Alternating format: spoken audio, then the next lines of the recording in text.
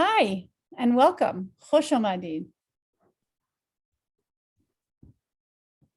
We would like to express our appreciation to the Jewish Family Services of Western Massachusetts for recognizing the need to give extra attention to the resettlement of newly arrived Afghans for organizing this series of presentations. The more we know about where these people have come from, their various cultures, lifestyles, and needs, the better will be everybody's transition. Thank you all for setting aside this time for our presentation, and we hope you will find it worth your while.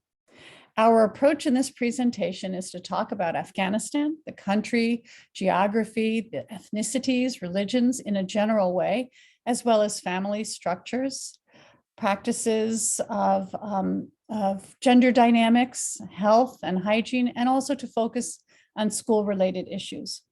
Our presentation is about 30 minutes, a little longer than that, but we've left time for questions, and we will meet again in a week for further discussion. Please add your questions to the chat. I apologize for offering a very general introduction when there are numerous languages, cultures, educational differences, and social and economic disparities. It is hard to give an introduction without generalizing, so not everything we say will apply across the board, of course. Nearly every image we are using is one of our own, and we are aware that Afghans have many sensitivities around photographs, particularly of women. Therefore, you will see fewer images of women than are representative. I will introduce Zala to introduce herself. Hi, everyone, and thank you, Rachel. My name is Zala Ahmad, and I'm an Afghan and American, I would say, as I live here now. I was born in Farah province. It's in the west of Afghanistan, a remote and conservative community. And at age of 2, I became a refugee. With my entire family, we moved to Iran for a few years, and then in Pakistan. I actually grew up in Pakistan as a refugee, where I attended some of the best schools and universities, and thanks to my father and for his commitment to education for all of us, the 7 daughters that he had. In 2008, I returned to Afghanistan, to Kabul, and I started working with UNESCO and on programs that helped rebuild schools in Afghanistan and improve the education system in Afghanistan. I was always passionate about doing anything in education for girls and women. That's why I started my work with UNESCO, but soon I realized that I can help better or more the girls, and starting from my home province, if I start a humanitarian organization, which I did with the name of Hold in 2009. And within like 6 to 7 years, we managed to work across Afghanistan in 9 provinces on issues of girls' education, civic education, and women economic empowerment. And recently, which is last year in February 2021, I started a social enterprise that produces reusable or washable sanitary pads for women and girls, and to give jobs to women, to make sure that women and girls, whether they're in office or in a school or in a village, they have access to both information and the product. But everything changed in August when Taliban came, and we were again, but given the importance of job creation for women, especially in this critical situation where most of the women lost their jobs, we resumed the operations in November 2021. So we are now active, even we are working during the Taliban, like right now. And just to, I also have experience working with the evacuees who came to Fort Disk, military base that home, which was a home for like thousands of Afghan evacuees for a few months. So I worked there as well as part of member of the welcome team. And other than that, I have been yeah, involved in some research with the University of Colorado, and I'm a research associate with the university as well. Thank you. Thank you, Zala. My name is Rachel Lair, and my career was formulated and colored by Afghanistan and its surroundings. I took Persian, the dialects of which are spoken in Iran, Tajikistan, and Afghanistan when I was a college student, and for no other reason than that it fit in my schedule. I went to pursue language and linguistics in graduate school and got a PhD in linguistics from the University of Chicago. I studied in Iran before the revolution. I traveled in Afghanistan before the Soviet invasion, and I was awarded a Fulbright in Soviet Tajikistan. Ultimately, the grammar that I wrote is for a minority language called Pashai in Eastern Afghanistan. So I spent a great deal of time in rural Afghanistan as a linguist, ethnographer, and as a friend to the community. I helped members there start an NGO called Rubia that is an income project for women with a focus on heritage embroidery. During Obama's civilian surge, which is 2010 to 2011, I worked for USAID, the Department of State and Department of Defense, preparing their staffs for in Afghan culture before their deployments. Zala and I have worked on several grants conducting research on Afghan women's leadership and authority at multiple scales with our colleague Jennifer Fleury at the University of University of Colorado Boulder. So as you can see, I have a varied background, often with one foot in Afghanistan and the other in the US. And it's that mix of experiences that I bring to this training. And the fact that I learned my lessons the hard way. I have made every possible intercultural mistake. Mostly people were kind enough to guide me toward better words and choices and behaviors. And my experience in Afghanistan is very much rooted in the rural countryside where the majority of Afghans live. Zala has much more urban experience. So the two of us will bring you information from both sides of Afghanistan, and the evacuees come from both places. So it's really important to know because the differences are quite large. So let's begin with a greeting. I'm a linguist and I like language. And this is a greeting you can use across the Islamic world. It is Assalamu alaikum, peace be upon you. And the response would be to reverse the words and say, and upon you peace, or wa alaikum assalam. And to learn a few expressions, and we'll give some more at the end, will be very much appreciated by the Afghans that you meet. Afghanistan is a country that sits on the crossroads of major ancient cultures between East and West, at the heart of the age-old Silk Road. Its location is more often defined by where it is not than where it is. So Afghanistan is not the Middle East. It is not Central Asia. It is not South Asia. It's bits and pieces of all of that. The population is about 37.5 million. In Kabul, the capital city, circled here, is about 4.5 million. Afghanistan continues to confound its guests, invaders, and occupiers. It is the home of Rumi, the poet, the game of polo, and backgammon. It is often described as rough, rugged, and unconquerable. It is also breathtakingly beautiful. The cultures of Afghanistan have been influenced over the years by Buddhist monks who traveled through from the east, the raiding hordes of Turkic tribes from the north, the indigenous Indo-European and Indo-Aryan cultures, and Islam, which has profoundly and repeatedly continued to transform Afghanistan. Afghanistan is a landlocked country with scant water. All the rivers run through it. The Hindu Kush Mountains divide the country from northeast to southwest. There is a desert in the south and steppe in the north. Many of the recent arrivals are from the southeastern part of the country. The climate is arid, rarely below 20 degrees.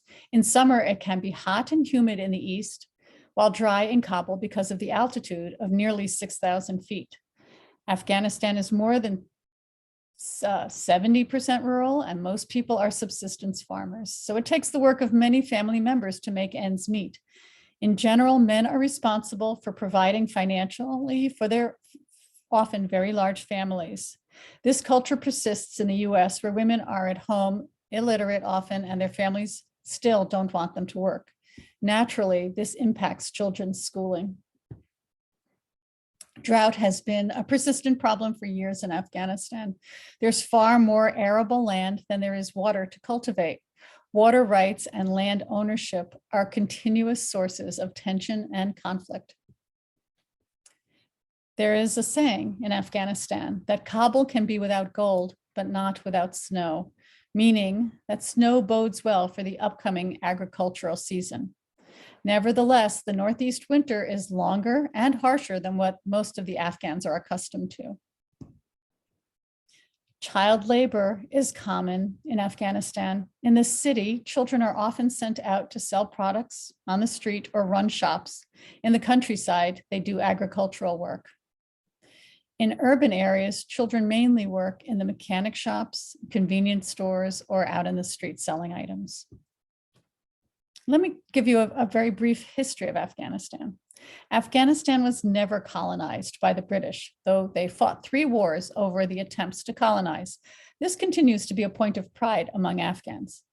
The borders of Afghanistan were determined during the late 19th century, where the Russian and the British colonial powers were vying for territory, influence, wealth, and resources, and they battled in what was known as the Great Game.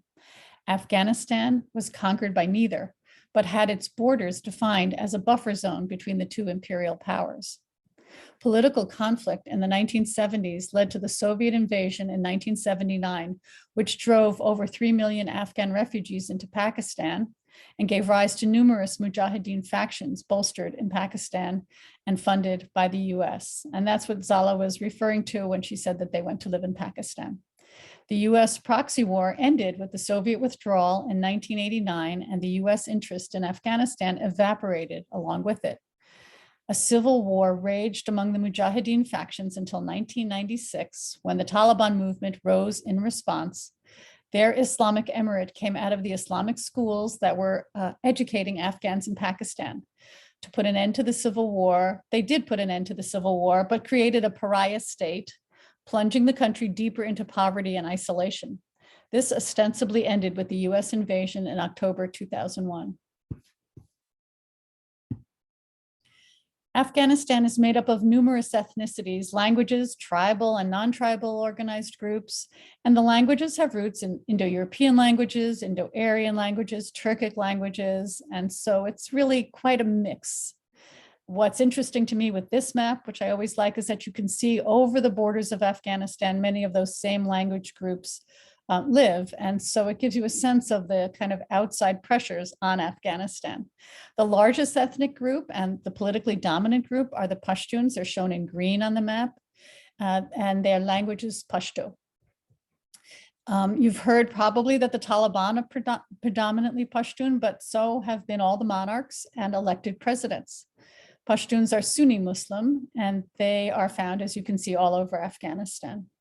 Many Pashtuns also speak Dari, which we will address next. The next population in size would be the Dari speaking, which is also called Tajik or Persian or Farsi, and they too live throughout Afghanistan and are mostly Sunni Muslim. The Hazara people, as you can see in that purplish area in the middle, make up about 9% of the population, mostly in central area known as the Hazara Jat. They speak Hazaragi, a dialect of Dari. They have been seen as the most marginalized group politically and socially. They practice, for the most part, Shia Islam, and because of that, they've been persecuted and by various actors, including the Taliban most recently, with massive genocide incidents. Many fled to Iran during the past 40 years of conflict. Hazaras migrated also to Quetta, Pakistan at the turn of the 20th century and are now Pakistanis. In the north, you can see there are Uzbeks and Turkmen and Kyrgyz, and those languages are all Turkic-related languages. And in the east, you see Nuristani and the Pashtun language that I worked on. Over the years, many of these rival groups have competed over land, resources, and power, and it has contributed to cycles of conflict and dissonance between and among tribes and ethnicities. Loyalties tend to be to kin, ethnicity, and tribe. In a place where resources are limited, the competition is fierce. Everything is a zero-sum game. There's only one winner and all the rest are not winners. There is no concept of a rising tide lifts all boats. It's also the case that prejudices and rivalries between families, tribes, and ethnicities are not left behind in Afghanistan. They come to the diaspora as well. What is the difference here? The man is an Afghan. The currency is Afghani. I know people mix those up sometimes. Just wanted to make it clear. Afghan society is steeped in Islam and it is a central organizing principle in most Afghans' lives. The one thing that is common to all Afghans is their commitment to Islam as both a belief system and as a social program. The idea being that a unity of belief is linked to collective well-being, resulting in social order. Islam brings a very strong sense of morality.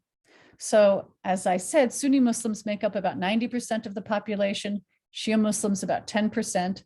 Both Sunni and Shia follow the religious text of the Quran and the Hadith, that is, the words and actions of the Prophet, and the 5 pillars: prayer, charity, fasting for the month of Ramadan, the pilgrimage to Mecca, known as Hajj, and the declaration of faith, known as the Shahada.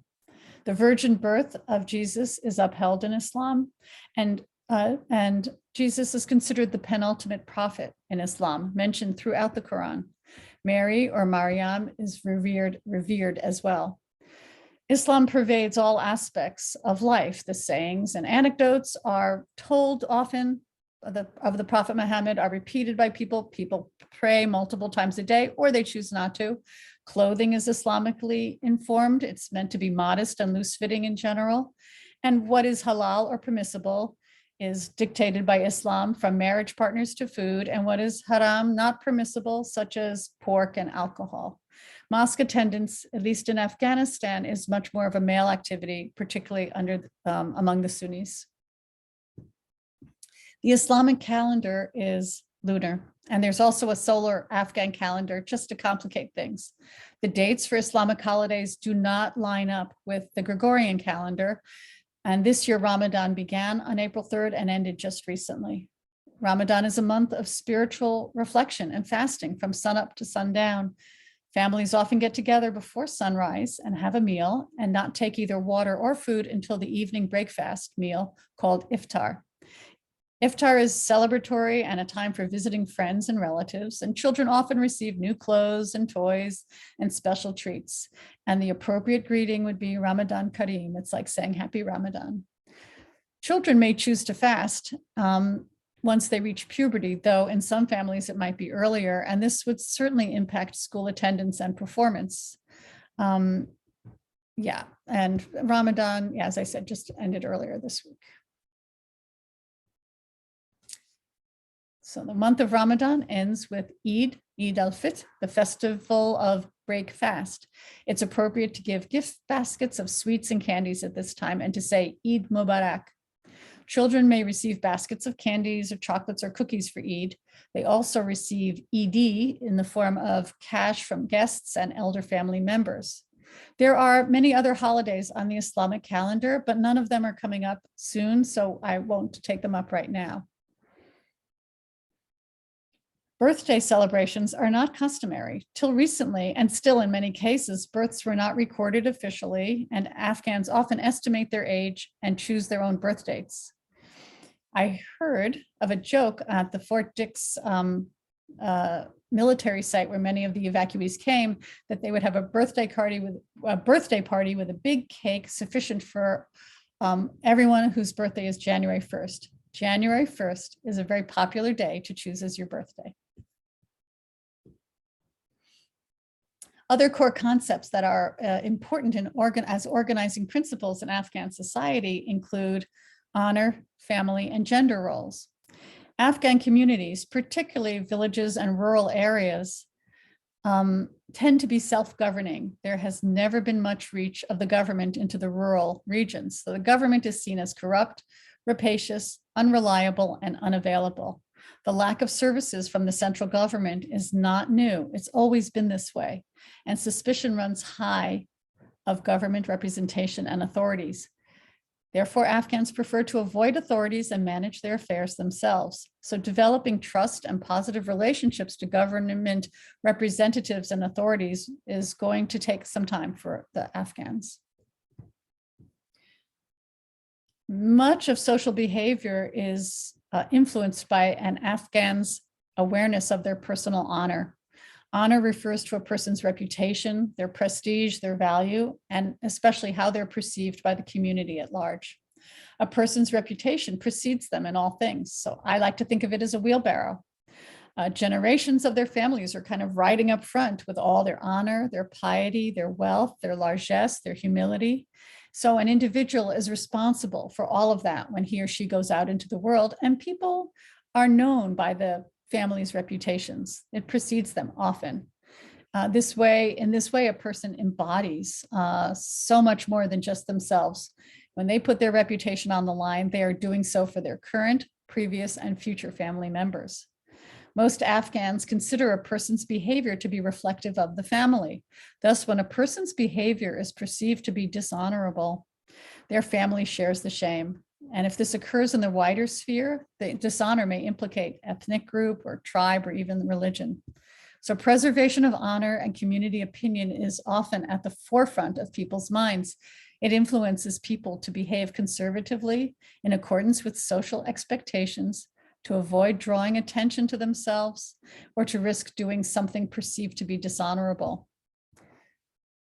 The senior male member of the family is responsible to protect the honor and well-being of the family, particularly as it concerns the behavior of women around dress, social interaction, education, work, and public presence. It can be seen as a loss of honor to the family's brother, the father, the brother, the husband, if a woman does not comply with these expectations.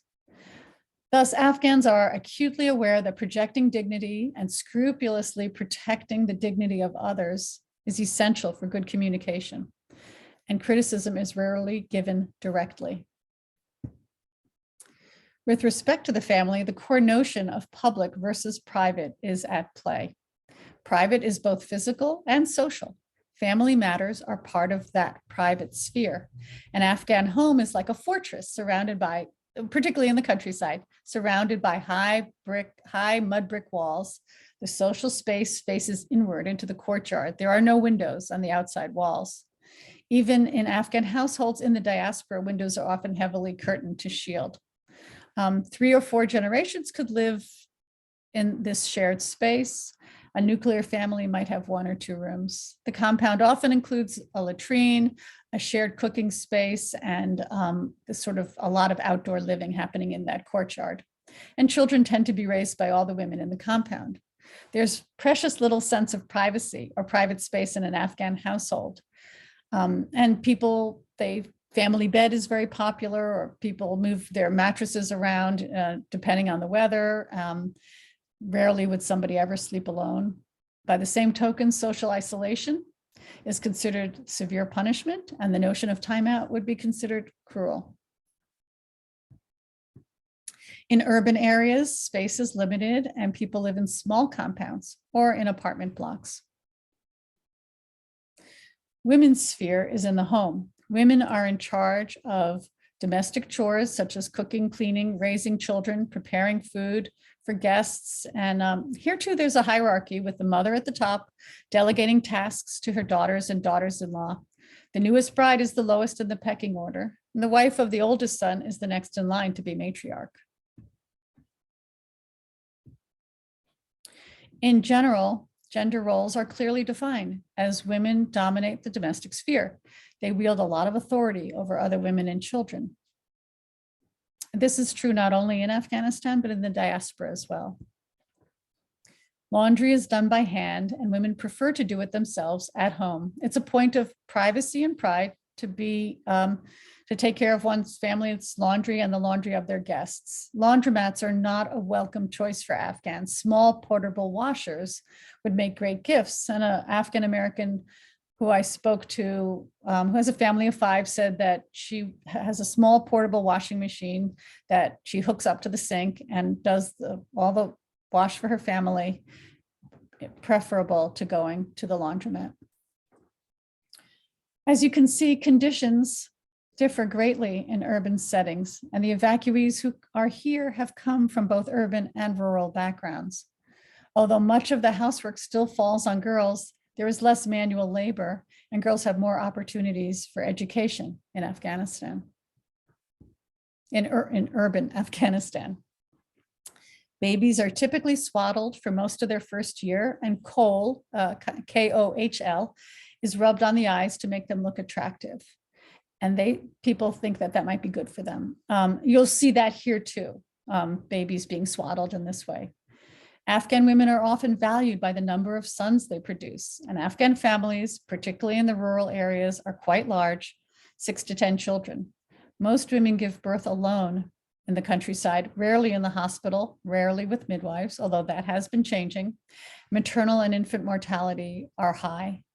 Few women have had access, I should say, to prenatal care in Afghanistan.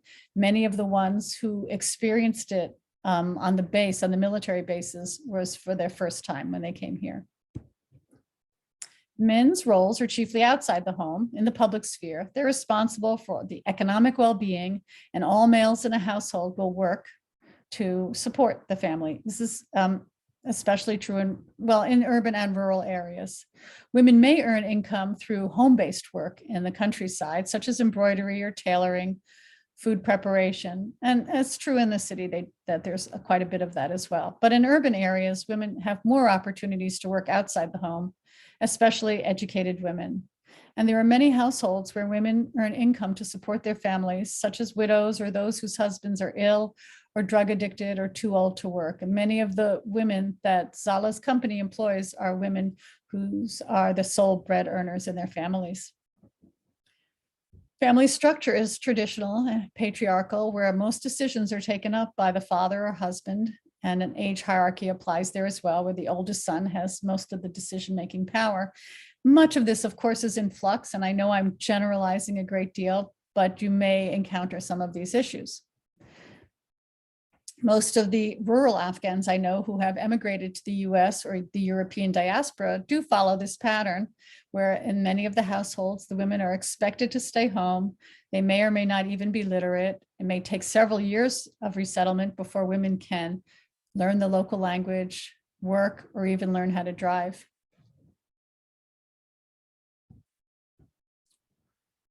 Pastimes are very social, such as visiting family and friends, where stories and gossip are shared, and gossip is something of a national sport. Dry fruits are served with green tea and cardamom at any time. Afghans often like a big pump that they'll take to the park with them to be able to drink their tea all day long. Pets, especially in the countryside, are usually birds or doves here. Most people do not keep house pets. Dogs in particular are not considered, they're considered dirty and are not usually kept in the house as house pets.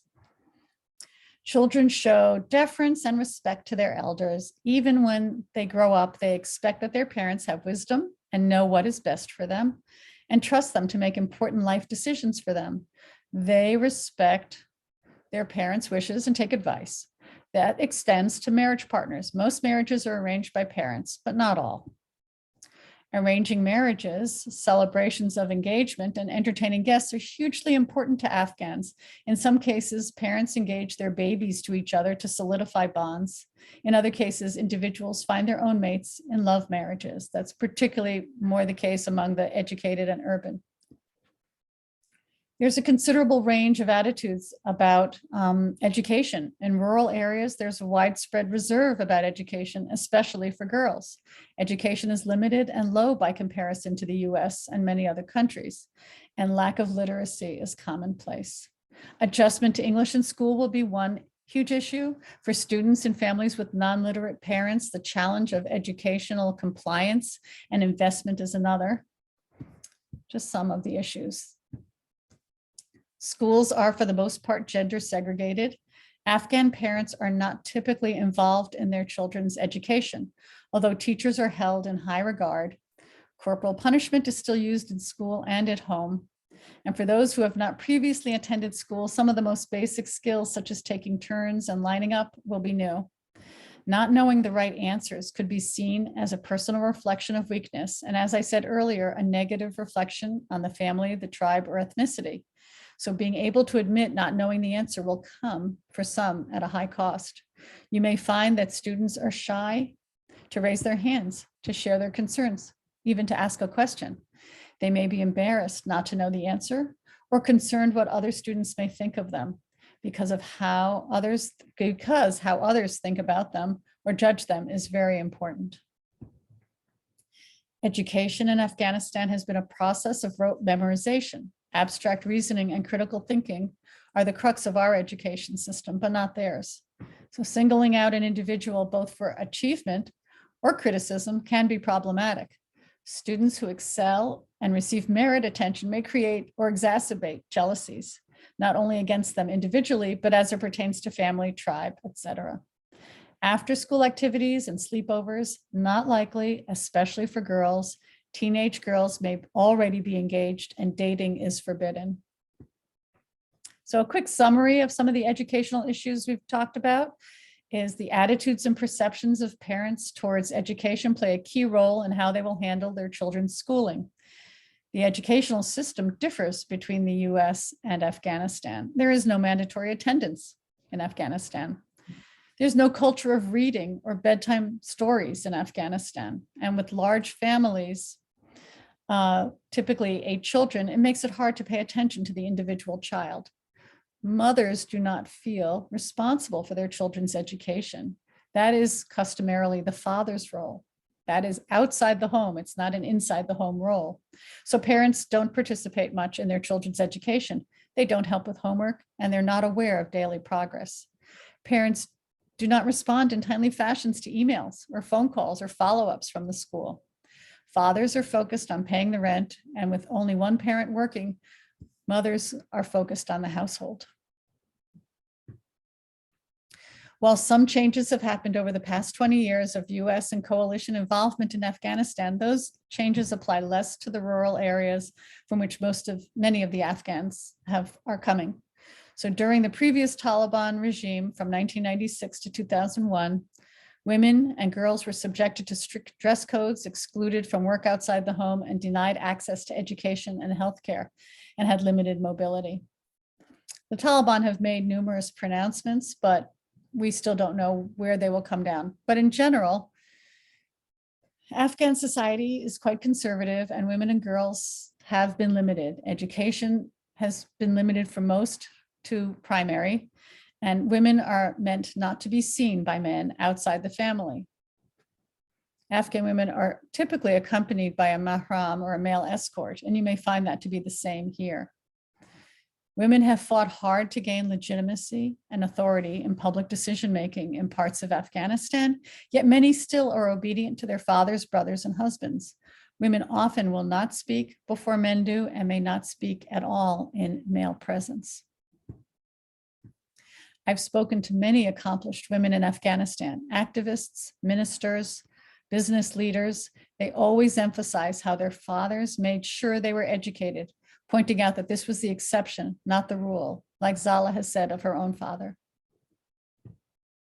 Socialization outside the immediate family tends to be gender segregated. Men socialize with men and women with women. This does not apply across the board, but particularly among the urban and college educated, they may socialize publicly or in formal settings, mixed settings, but generally not. Men hold hands with men, it's a sign of friendship, and women are affectionate with women. My general advice is not to shake hands with someone cross-gender unless they've put their hand out first. It's hard to know, but if a man does not shake hands, it's a sign of respect, not disrespect, in the same way that if a man averts his gaze, it's a sign of respect to a woman, not a sign of disrespect. In general, I know in schools you don't touch the children very much, but touching cross genders would be not a good thing to do. So communication in general serves many purposes. Getting a message from one side of the conversation to the other is only one of the purposes. Communication without words is very important in Afghanistan. So we can talk about high context and low context societies. or modes of communication. The US is considered low context. That means we rely on very explicit forms of communication. We don't assume everybody knows everything you're talking about before you explain to them. So we don't rely on implication as much. So we tend to be very direct. And we're not so good always at reading nonverbal cues. In Afghanistan, it's a high context society. Meaning is embedded in social cultural context, and much is communicated implicitly. Conspiracy theories are easily generated in such contexts. And since the communication is indirect, it tends to be more focused on the listener and less on the speaker. Communication is at all costs meant to preserve dignity and honor. So people are very careful to avoid direct criticism. But as I've said before, with respect to school, admitting that you do not have the right answer or admitting that you don't understand something could cause a loss of honor and problematic. It may be hard for Afghans to ask for assistance, especially in front of other Afghans, because it shows weakness. I certainly had this experience teaching in Kabul where my students wouldn't raise their hands, but would come up to me individually after class to ask their questions or for clarifications. Afghans don't always say thank you. It's much more of an American expression. They may say something like, may you live a long life, or may God go with you. But if you hear a lot of thank yous, it's something that they've picked up here. And they are incredibly gracious and polite. And so being a good listener is a way to really understand what an Afghan is trying to tell you. Also, Afghans tend to communicate through stories and less abstractly. Afghans provide tea and a sweet as the most minimal gesture of hospitality. Accepting or offering tea is proper etiquette. You don't really have to drink the tea, but you certainly shouldn't refuse it. That might be seen as an insult. And insults are taken very seriously and typically avenged. Not that you will cause insult and be avenged, but that happens among the people. And remember that tea is really a gesture and not so much about the tea. There's a great expression someone said to me once: Americans have watches and Afghans have time.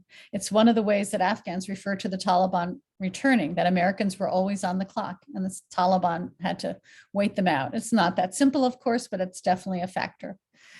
This partly has to do with the different structures of our societies. Ours here is highly commodified, monetized, and punctuality matters. It's not a shared notion in Afghanistan and will be a challenge. Time is viewed more flexibly.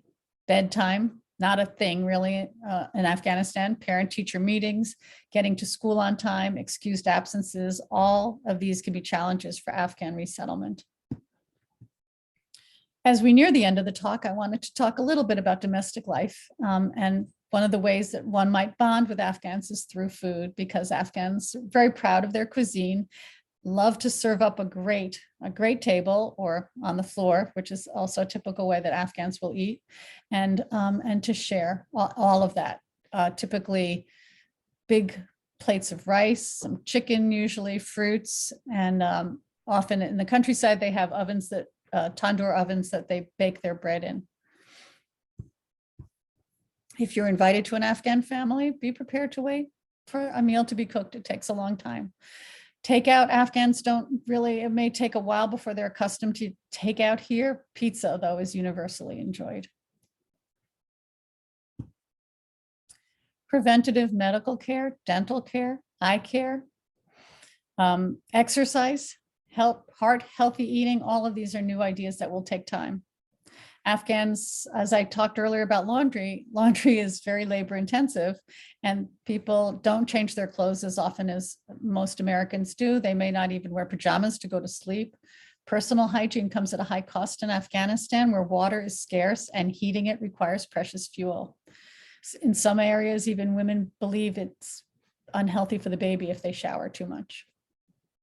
Afghans have a strong sense of fashion and their style preferences, like anyone else. Used clothing is not that popular a choice here in some circles, and people may be insulted by the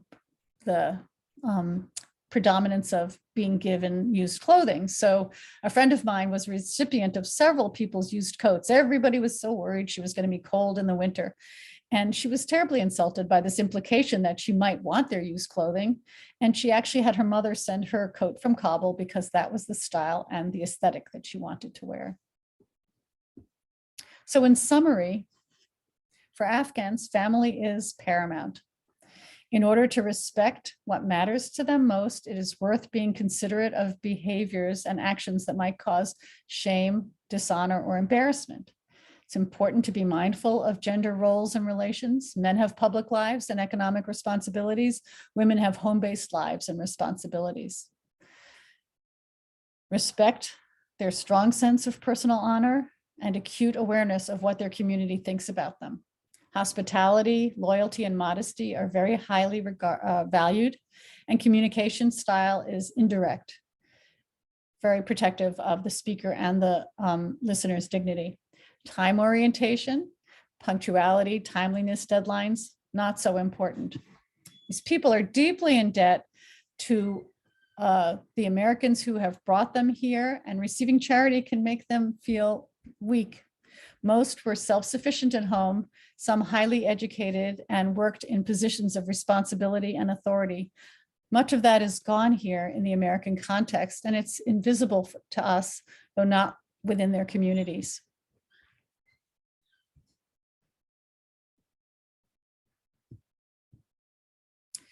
I will open up with some of the questions that we'll get to later in our next session about the kinds of experiences that you as teachers have had, complaints from parents about the school, any safety concerns you have, or perplexing communications are things that we will talk about next time we meet.